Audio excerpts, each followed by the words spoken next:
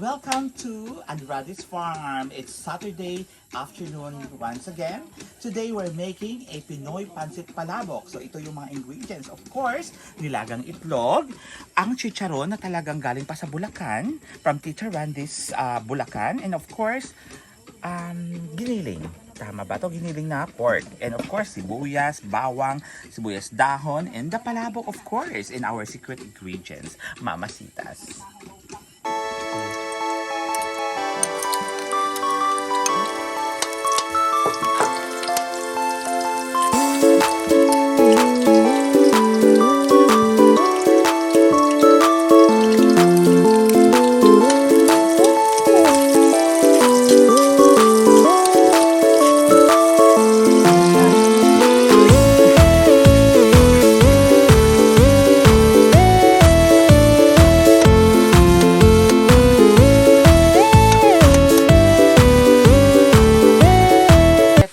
Sa pagluluto ay talagang proper ingredients, and of course when you cook from your heart and all the best ingredients is really love, di ba?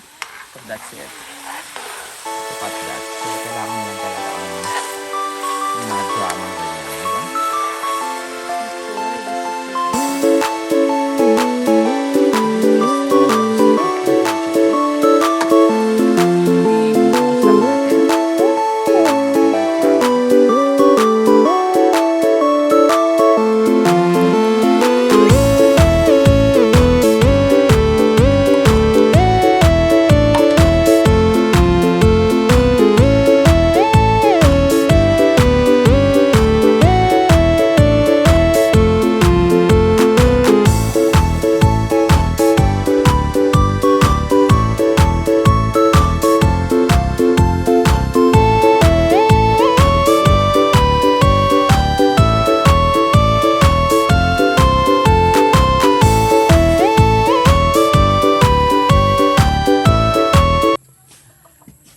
So this is our final products, our Pinoy Palabok at Andrade's Farm.